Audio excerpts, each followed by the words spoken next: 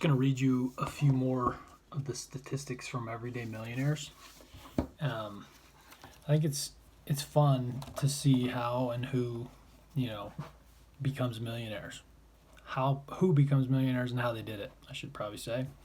So I just have a handful here that I want to share with you that I've bookmarked. It says 79% of millionaires received no inheritance from their parents. 8 out of 10 millionaires come from families at or below the middle class income level. So these are not people with a ton of privilege. These are people that put their head down and go to work.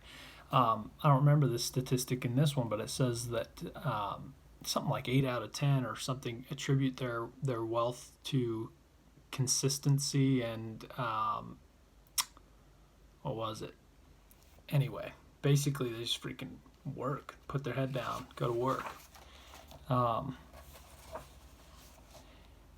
The number one contributing factor to millionaires' high net worth is investing in retirement plans. So you'll hear a lot of people talk about their superior investment strategy, or that you've got to leverage debt to get wealth, or you've got to start a business to make it, to get rich, etc. But the number one factor was investing in retirement plans.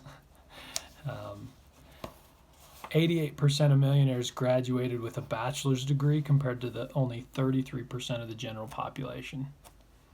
They seem to be people who are motivated to improve themselves more than just search for money. So I've talked about this before.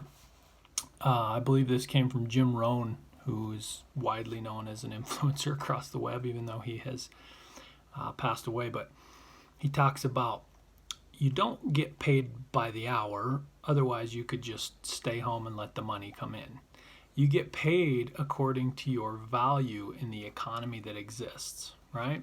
So what is your economic value? Some people get paid, to show up for 8 hours a day, and they get paid $8 an hour. Other people get paid, $1,000, $10,000 an hour to show up to a conference and give a presentation. Some people even make millions for a single conference that might last a few hours, which is an insanely high economic value compared to the general population, right? So how do you increase your economic value? You improve yourself.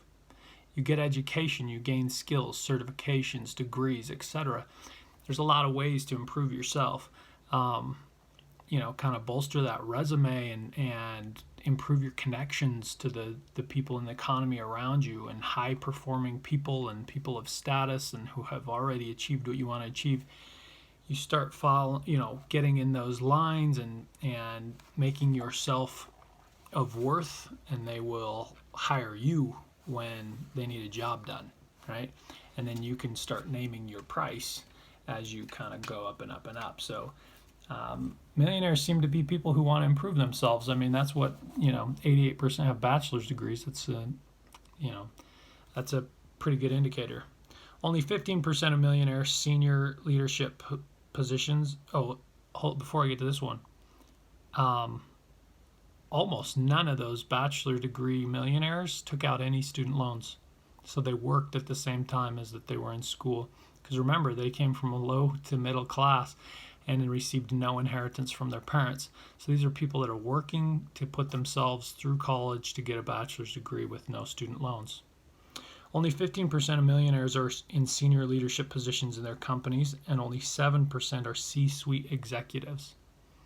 That one was interesting to me. It sure seems like we glorify those millionaires who are in the C-suite, and it's obvious that they're millionaires, right? Because you can see their incomes, or we have these heated debates about Wall Street workers who make tons of money, but only 15% of millionaires are in senior leadership positions, and only 7% in the C-suite. Everyone else is basically like your freaking neighbor, just going to work, investing as much as they can in their retirement fund, living a normal life, letting compound interest take over and work for them. I think it was my last video that I talked about, getting a lot of dollars invested. That's how you make it. You put those little workers to work.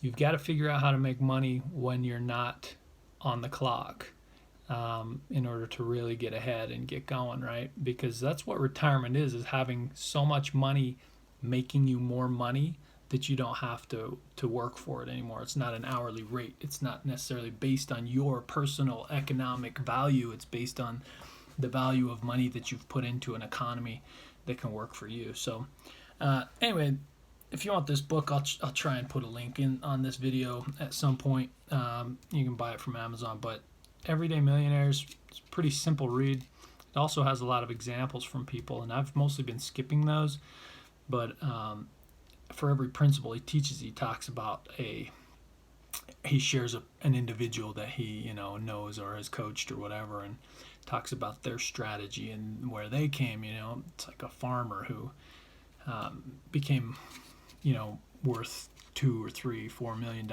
Everybody's in the book has made themselves a millionaire somehow, and he illustrates the point by sharing their story. So it's a very cool book that almost everyone can relate to if you're pretty average human. So it's very possible for anyone to become a millionaire. You just kind of gotta work hard.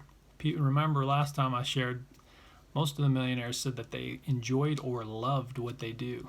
So they weren't just grinding to get the check. They were going to work to do something they enjoyed, and then the check comes in. And so anyway, there's a lot of factors that go into making money and keeping money. But this book kind of shows that anyone can do it. So if you want to be a millionaire, start putting those processes in place. You got to start putting money in investments, whether it's your retirement fund or your personal stock market, 401ks or whatever.